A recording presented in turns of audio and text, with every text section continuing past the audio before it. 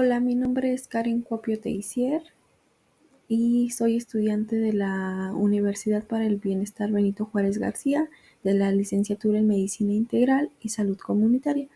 Bueno, pues les voy a explicar sobre la insuficiencia respiratoria, fisiopatología, diagnóstico y oxigenoterapia.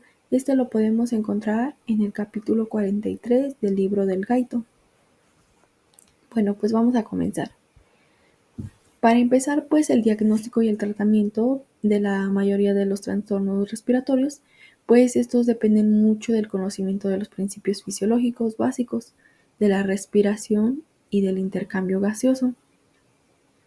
Algunas enfermedades se deben a una respiración inadecuada, otras de ellas pues se deben a alteraciones de difusión a través de la membrana pulmonar, o a un transporte sanguíneo de gases anormales entre los pulmones y el tejido. Y pues obviamente el tratamiento es completamente diferente. Y para esto pues existen métodos para estudiar las anomalías respiratorias. El primero es la determinación del pH sanguíneo. Aquí pues el pH sanguíneo se mide utilizando un electrodo de pH de vidrio. Este pues habitualmente es el que se utiliza en todos los laboratorios químicos.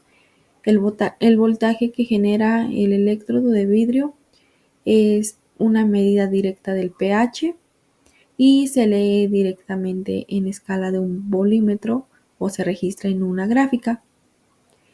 El siguiente método es la determinación del CO2 sanguíneo. Aquí también pues se utiliza un medidor de pH con un electrodo para determinar el CO2 sanguíneo, que es el dióxido de carbono sanguíneo.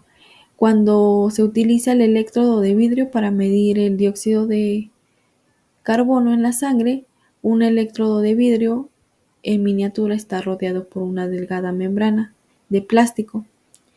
El siguiente método es la determinación de la presión parcial de oxígeno sanguínea.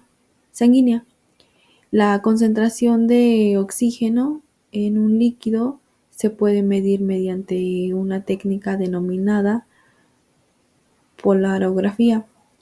Esta fluye una corriente eléctrica entre un electrodo negativo pequeño y la solución.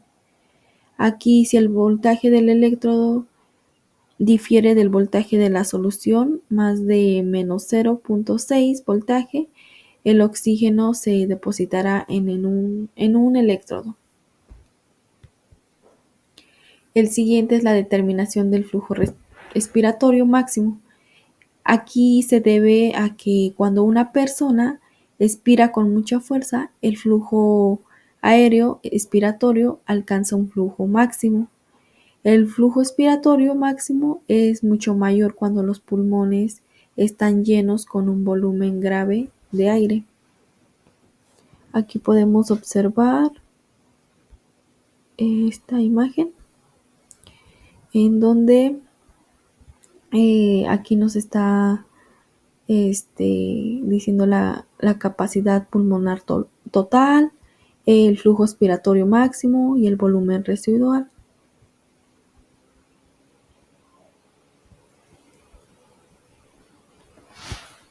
Bueno, pues la siguiente es la capacidad vital, expiratoria, forzada y volumen expiratorio máximo.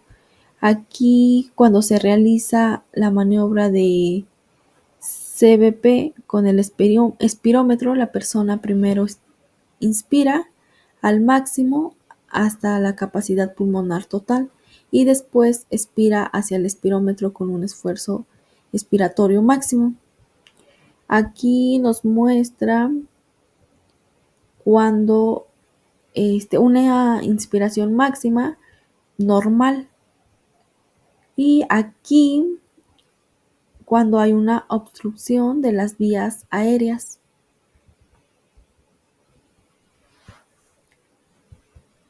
Bueno, pues les hablaré sobre la fisiopatología de algunas alteraciones pulmonares concretas.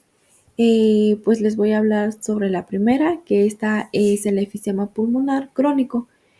Pues este es un exceso de aire en los pulmones. Describe el proceso obstructivo y destructivo de los pulmones. Este está producido por personas que son fumadoras de muchos años. Algunas alteraciones fisiopatológicas, pues es la primera, que es infección crónica, que es producida por la inhalación de humo o de otras sustancias que irritan los bronquios y los bronquiolos.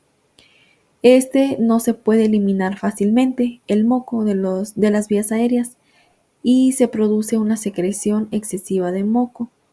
La segunda es una infección, que este es el exceso de moco y el edema inflamatorio del epitelio bronquiolar, que producen obstrucción crónica de las vías aéreas. Y la tercera, que es la obstrucción de las vías aéreas, y esto hace que sea difícil respirar, produciendo atrapamiento de aire en los alvéolos y sobredestendiéndolos. Algunos efectos fisiológicos del efisema crónico es la obstrucción bronquiolar, que esta aumenta la resistencia de las vías aéreas y produce un gran aumento de trabajo de la respiración, lo que quiere decir que pues es difícil mover el aire a través de los bronquiolos durante la expiración. El segundo efecto es la pérdida de los tabiques alveolares. Aquí disminuye la capacidad de difusión del pulmón. Y por último, la pérdida de grandes partes de tabiques alveolares, que estas reducen el número de capilares pulmonares a través de los cuales puede pasar la sangre. Seguimos con el siguiente, que les hablaré sobre la neumonía. Esta pues es una inflamación pulmonar y líquido en los alvéolos.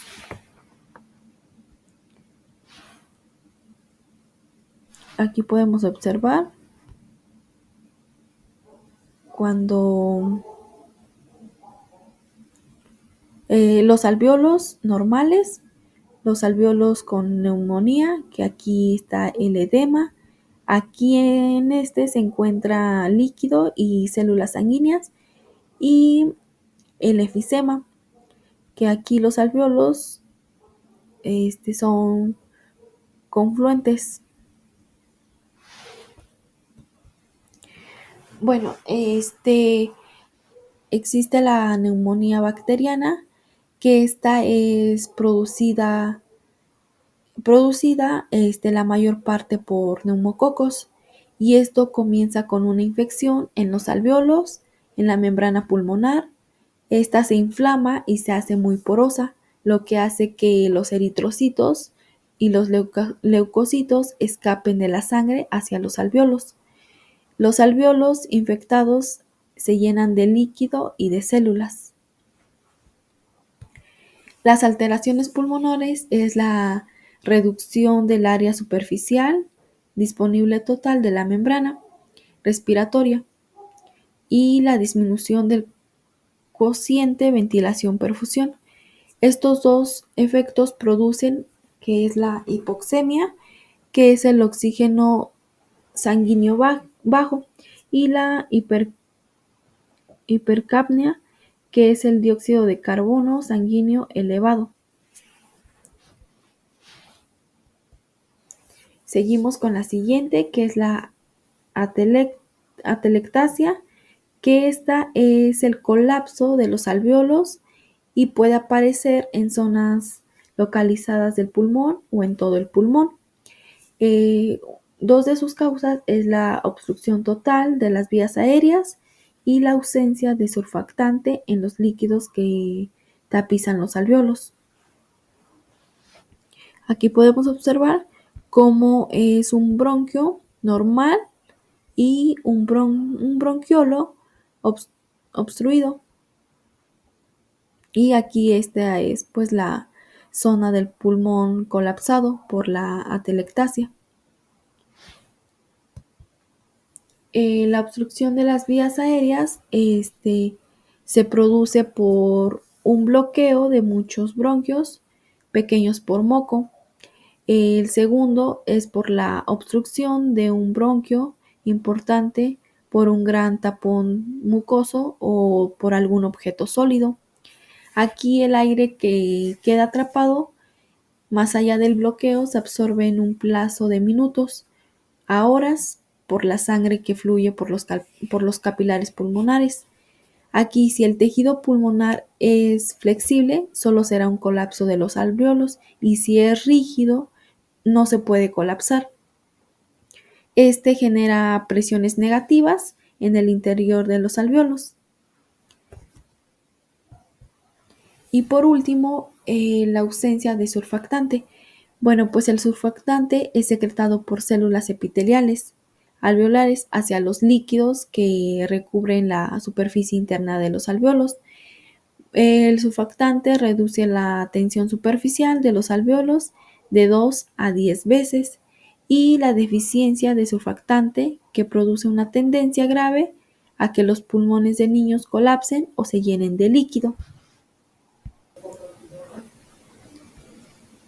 Y bueno, pues esto sería todo referente a mi tema. Esto es algo resumido, espero y les sirva de mucho la información. Gracias.